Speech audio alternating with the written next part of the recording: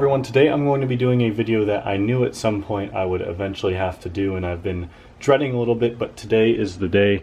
I am going to be doing coil packs and spark plugs on my 2008 Saab 9.3 Turbo X, of course, with the 2.8 V6 motor. If you missed my last video where I took this car in the first drive since I got the new turbo, I pretty much said that when it tries to hit a good amount of boost, it starts to misfire pretty bad. So today I'm going to be installing some new spark plugs to try to fix that. I also have some coil packs in here as well. So hopefully this will solve my misfire, and then once that's all good, I'll probably look at getting a tune. But with that being said, I'm going to try to avoid making this video 30 minutes long like the other good V6 coil pack tutorials that are out there. I'm going to try and keep this a lot shorter than that to make it easier for the person watching. So I'm done talking, let's get to work. First thing, I'm going to remove the engine cover, pop off your oil cap. Front three are obviously very easy, so you have your 10mm right here.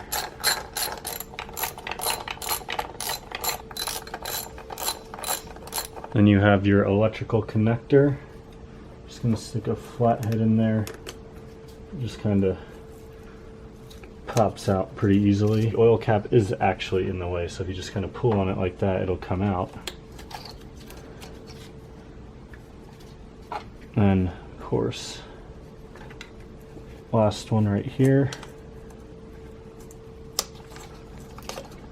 Before I manage to do something stupid, I'm going to just put that in there.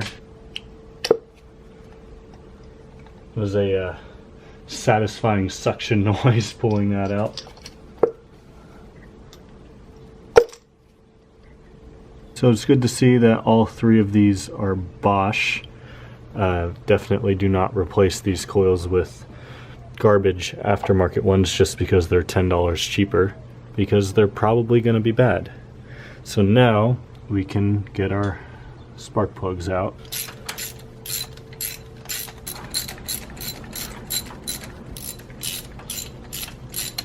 So these are the spark plugs I'm going to be replacing the old ones with. They're Denso Iridium. That's the part number right there. Also going to put a little bit of anti-seize on them here. Now with the new spark plugs gapped to 0.85, we can go ahead and put them in the car. And it's supposed to be tightened or torqued down to something like 14 foot-pounds or 15 foot-pounds, something really light. So yeah, just don't over-tighten these. You can go ahead and drop your coils back in.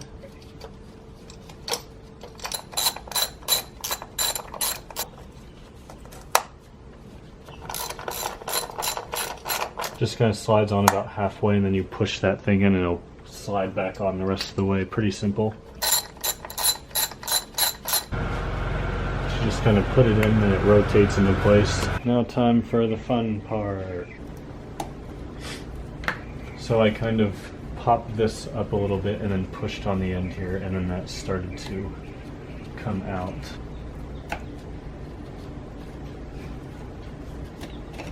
The same thing, there's another one on the bottom, which you're not going to be able to see, but it's facing in the other direction. So the trick is to just initially pop it up a little bit with this metal clip, and then you have to push in on this side where it's sticking out a little bit, and then it'll kind of let you pull it up more. It's definitely a multi-step process. Now something a little bit easier. There are two 10mm on this bracket for the ECU right here. Pop those off. I don't know why this one is so rusted and the other one was not. Come around right here where my socket is on, there's a 7mm little screw that is the ground for the ECU. If you come around to the driver's side here now and you look on this connector, you'll see there's a wire coming off of it. That goes down to another negative 7mm ground right down kind of where the end of my finger is. You'll be able to see it. So I'm going to take that one off now. So I found it a lot easier to come from the passenger side actually to get that 7mm out. So if you look down below this second connector right here, right under the connector, right kind of where my finger is, right in the middle, if you stick your finger under there far enough, you'll feel a 10mm. We need to loosen that just a little bit, and then we should be able to slide the ECU out.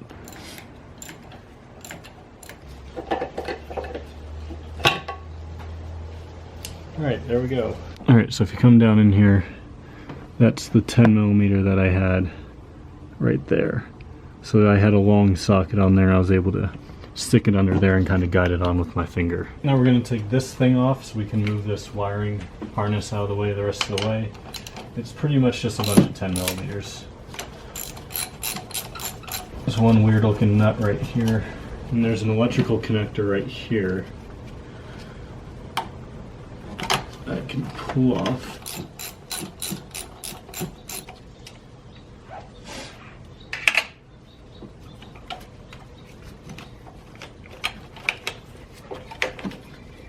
I don't know if all V6s have this, but there were 3 zip ties on here. I cut the last one off because this connector was hooked in, and once I cut that loose, I was able to pull all this back. So now this connector is pulled back, this bracket is off, so now we should have a bit more room, which is good. We have a couple vacuum lines we got to take off now. Camera, focus, please. There we go. So now there is this vacuum line right here, and if you push in on this, it should just kind of slide right off, but I'm going to need a second hand to do it. There we go.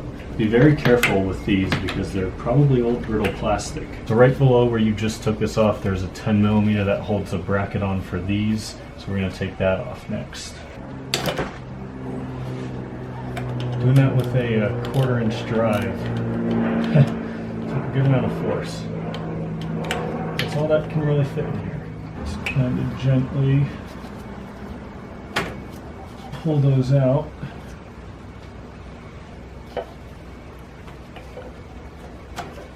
Now if you can pull them out of the bracket here too. So here's the bracket I just took off. So it's in the car sitting like this. So you have the 10mm bolt that goes right here in the middle, and then those 2 lines come in right here. You can kind of just pop them out the top, and then if you slide it out sideways, you can get this out, and then brackets out. So I do want to point out that the O-rings that were on this one and the other one that were on that bracket are both completely destroyed. One of them is 100% destroyed, and the other one is ripping around the edges, so just something to consider. You might want to order new ones of those before you do this job. But thankfully there is some silver lining to this. We now have enough room to access all 3 coil packs and spark plugs, so we can now get to removing those. Again, 10mm, just like the front. It's easier to do it by hand. Such a weird angle. My back is going to hurt so bad by the time I'm done with this. I already know it.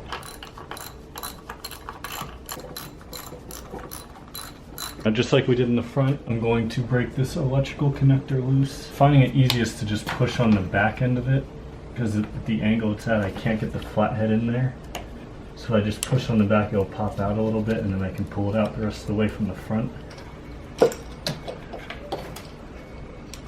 There's the first coil pack. I feel like it just gave birth to a baby, like pulling it out of the womb. And this popping noise it makes is just such a strange noise. It's like when the suction breaks loose. Ready? Oh, that one didn't do it. That's no fun. Oh, there it was.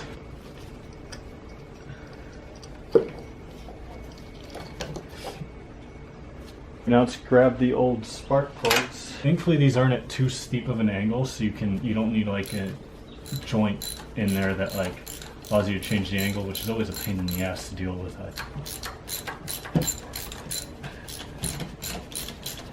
Now plunging into the mess of wires and vacuum lines and everything.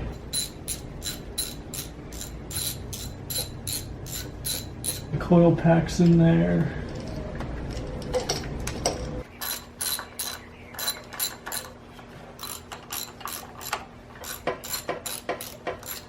So went up to O'Reilly's and they have like a big box of O-rings and random other things that, you know, should fit on whatever you need, and they happen to give them to me for free. So I just felt like mentioning that. Very appreciative of that. So I have two different sizes here.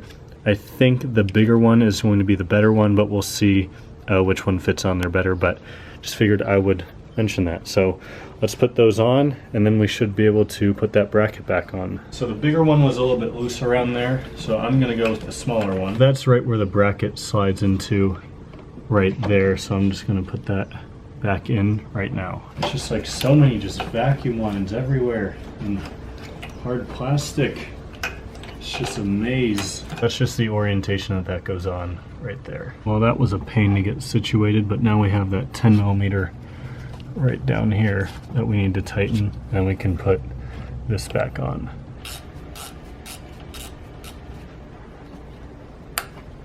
Now we can pop this bracket back in here. There's just the 110mm for that right in here.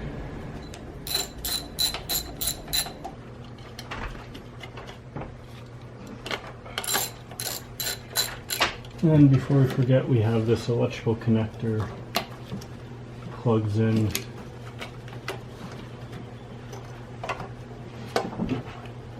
Right there. So now all we really have left is the ECU. So we're going to keep it on its bracket. Of course you can take it off the bracket, but then you're going to need to take the bracket off anyways. So taking it off with the bracket on is kind of the smart way to do it. And make sure it slides down over this. There we go.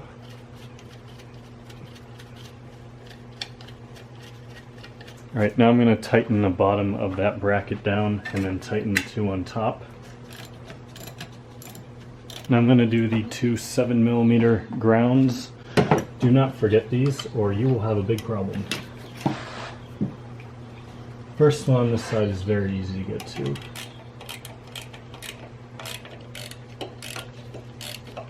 Alright, now we can put our big clips in. I'm going to start by pushing on the end, and this all kind of just folds back and goes together. Just all in one motion. I'll show you guys again right here. So I start pushing this side in, pull that back, and it just snaps into place and you're good. Now of course the last thing we can do, remove our beautiful, and try not to break the engine cover or the battery cover, and clip that back in.